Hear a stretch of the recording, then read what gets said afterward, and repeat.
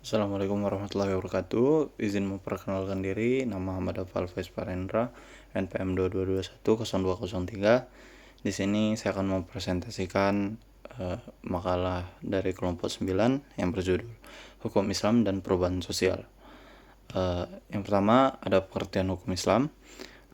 Hukum Islam secara etimologi berarti jalan-jalan yang bisa ditempuh air. Maksudnya adalah jalan yang dilalui manusia untuk menuju Allah.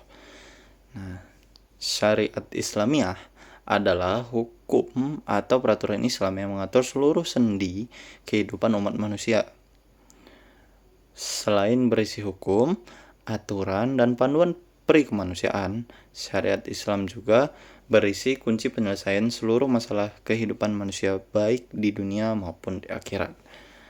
Nah, di sini ada pengertian syariat Islam.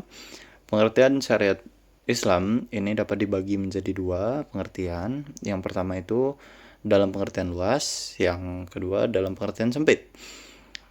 Dalam pengertian luas, syariat Islam ini meliputi semua bidang hukum yang telah disusun dengan teratur oleh para ahli fikih dalam pendapat-pendapat fikihnya.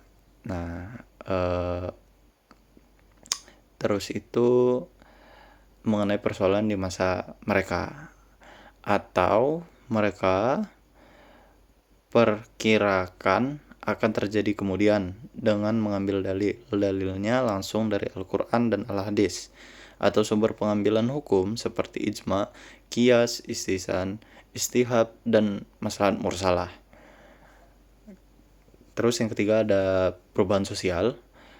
Menurut Gilin, arti perubahan sosial itu adalah suatu variasi dan cara-cara hidup yang telah diterima baik karena perubahan-perubahan kondisi geografis, kebudayaan material, komposisi penduduk, ideologi, maupun karena adanya difusi atau penemuan-penemuan baru dalam masyarakat. Nah, menurut artian perubahan sosial menurut Samuel Kong menyatakan bahwa perubahan sosial merujuk pada modifikasi-modifikasi yang terjadi dalam pola-pola kehidupan. Modifikasi mana terjadi karena sebab-sebab intern maupun sebab-sebab ekstern. Jadi ada dua sebab. Ya, menurut Samuel Kong ada sebab-sebab dari internal maupun sebab-sebab dari eksternal. Yang keempat itu ada karakteristik hukum Islam. Di sini hukum Islam mempunyai dua sifat, yaitu al-thabat, itu tetap, dan al-tatawur, itu berkembang.